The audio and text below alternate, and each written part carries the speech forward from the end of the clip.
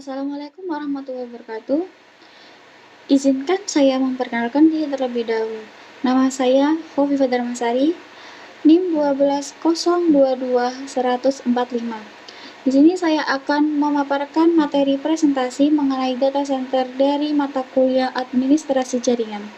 Di dalam materi data center, ada yang pertama data center, yang kedua arsitektur data center, yang ketiga teknologi dan infrastruktur data center, yang keempat keamanan dan proteksi data center. Selanjutnya penjelasan mengenai data center. Data center sendiri merupakan fasilitas yang digunakan untuk penempatan beberapa kumpulan server atau sistem komputer dan sistem penyimpanan data yang dikondisikan dengan pengaturan catu daya, pengatur udara, pencegah bahaya kebakaran, dan biasanya dilengkapi pula dengan sistem pengamanan fisik. Mengenai data center. Data center sendiri merupakan fasilitas yang digunakan untuk penempatan beberapa kumpulan server atau sistem komputer dan sistem penyimpanan data yang dikondisikan dengan pengaturan catu daya, pengatur udara, pencegah bahaya kebakaran, dan biasanya dilengkapi pula dengan sistem pengamanan fisik. Selanjutnya mengenai sejarah data center. Di sini saya akan menjelaskan sejarah data center secara singkat. Data center pertama kali dibangun pada tahun 1946 di Amerika Serikat, serta digunakan oleh militer Amerika Serikat untuk menyimpan kode pertahanan dan informasi penting lainnya. Data center awalnya berasal dari kelahiran komputer. Komputer pertama dunia adalah ENIAC atau Electronic Numerical Integrator and Computer. Saat ini, organisasi-organisasi modern memproses berjuta-juta informasi setiap harinya, sehingga untuk mengarsipkan dokumen secara tradisional dengan metode kertas dan pensil untuk menangani data menjadi semakin mustahil. Mengapa data center itu penting? Data center sangat penting karena mereka berfungsi sebagai pusat kendali teknologi informasi untuk organisasi dan bisnis modern. Berikut adalah beberapa alasan mengapa data center penting. Yang pertama, menyimpan data. Data center menyimpan informasi penting tentang bisnis atau organisasi. Yang kedua, mendukung operasi bisnis. Data center menyediakan infrastruktur teknologi informasi yang diperlukan untuk menjalankan operasi bisnis yang kritis. Yang ketiga, mengoptimalkan kinerja sistem. Data center sendiri membantu dalam mengoptimalkan kinerja sistem dan meningkatkan efisiensi. Yang keempat, menyediakan keamanan. Data center memiliki sistem keamanan yang canggih untuk melindungi data dan sistem penting dari serangan hacker, virus, serta malware. Dan terakhir, kelima, mendukung inovasi. Data center memberikan organisasi akses ke teknologi terbaru dan memungkinkan inovasi dalam pengembangan produk dan layanan. Dalam keseluruhan, data center sangat penting karena mereka memainkan peran sentral dalam memastikan keberhasilan bisnis atau organisasi dalam era teknologi informasi yang semakin maju. Selanjutnya, fungsi dan kegunaan data center dalam bisnis dan organisasi.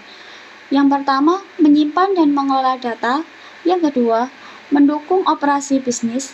Yang ketiga, menjaga keamanan data. Yang keempat, mempercepat kinerja sistem. Yang kelima, mendukung pengembangan produk dan layanan. Yang terakhir, menawarkan layanan cloud. Secara keseluruhan, data center sangat penting dalam bisnis dan organisasi karena mereka memainkan peran sentral dalam memastikan keberhasilan bisnis dalam era teknologi informasi yang semakin maju di masa depan. Selanjutnya, arsitektur data center. Dalam arsitektur data center ada 3. Yang pertama, komponen penting data center. Yang kedua, desain arsitektur yang baik untuk data center. Yang ketiga, konsep redundancy dan high availability dalam data center. Komponen-komponen penting dalam data center. Nomor 1, server. Karena komponen utama dari data center adalah server, yang dirancang khusus untuk menjalankan tugas-tugas yang memerlukan daya pemrosesan yang besar dan terus-menerus. Kedua, storage adalah perangkat keras untuk menyimpan data yang digunakan oleh server. Yang ketiga, jaringan infrastruktur komunikasi yang digunakan untuk menghubungkan semua perangkat dalam data center. Yang keempat, power supply adalah komponen penting dalam data center karena server dan perangkat lainnya memerlukan daya listrik yang terus-menerus. Yang kelima, cooling system yang digunakan untuk menjaga suhu dalam data center agar tetap stabil dan menghindari overheating pada perangkat yang ada di dalamnya. Yang keenam, security system yang terdiri dari berbagai komponen berfungsi untuk menjaga keamanan dan mencegah akses yang tidak sah ke data center. Ketujuh, monitoring system yang digunakan untuk memantau kinerja perangkat dan infrastruktur data center secara terus-menerus. Yang terakhir, kedelapan, backup and recovery system yang digunakan untuk membuat cadangan data dan memulihkan data dalam situasi bencana atau kehilangan data. Komponen-komponen ini sangat penting dalam membangun dan menjalankan data center yang andal dan efektif. Desain dan arsitektur yang baik untuk data center. Yang pertama, redundancy harus menjadi prinsip dasar dalam desain data center. Yang kedua, scalability yang harus dirancang dengan kemampuan untuk tumbuh dan mengembangkan kapasitasnya sesuai kebutuhan bisnis. Yang ketiga, efisiensi energi. Yang keempat, keamanan. Yang kelima, sistem monitoring yang harus dirancang dan diterapkan. Yang keenam, disaster recovery yang harus memiliki rancangan pemulihan bencana yang andal. Yang ketujuh, aksesibilitas yang harus dirancang dengan kemudahan akses untuk melakukan perawatan dan perbaikan perangkat. Desain dari arsitektur yang baik untuk data center sangat penting untuk memastikan operasi bisnis yang lancar dan andal dalam meminimalkan risiko kegagalan sistem dan bencana. Konsep redundancy dan high availability dalam data center sangat penting dalam memastikan ketersediaan sistem dan layanan di data center. Kombinasi antara redundancy dan high availability adalah kunci untuk memastikan ketersediaan sistem dan layanan yang optimal di data center. Redundancy sendiri memastikan bahwa komponen sistem terlalu tersedia, sedangkan high availability memastikan bahwa sistem secara aktif dan terus berjalan tanpa gangguan. Jenis-jenis server yang digunakan dalam data center. Yang pertama, print server. Yang kedua, virtual server. Yang ketiga, DHCP server. Yang keempat, DNS server. Yang kelima, mail server. Yang keenam, file server. Yang ketujuh, database server. Yang kedelapan, application server. Yang terakhir, web server. Perangkat jaringan dan teknologi penyimpanan data yang digunakan dalam data center. Yang pertama, router. Yang kedua, switch. Yang ketiga, firewall. Yang keempat, load balance. Yang kelima, storage area network.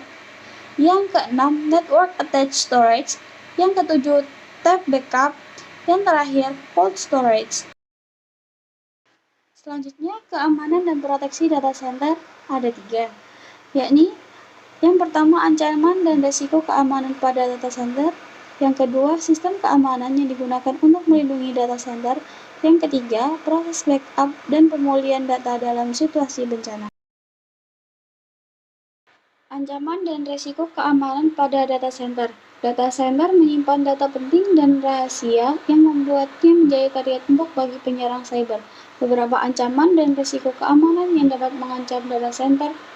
Yang pertama, malware, yang seperti virus, worm, dan trojan horse dapat memasuki data center melalui perangkat yang terhubung ke jaringan malware, serta dapat merusak sistem atau mencuri data penting.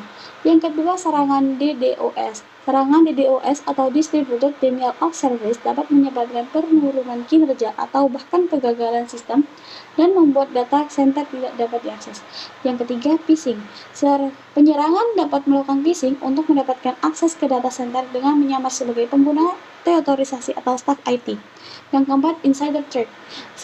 Karyawan atau kontraktor yang memiliki akses ke data center dapat menjadi ancaman jika mereka menyalahgunakan akses mereka untuk membuat kesalahan yang merugikan.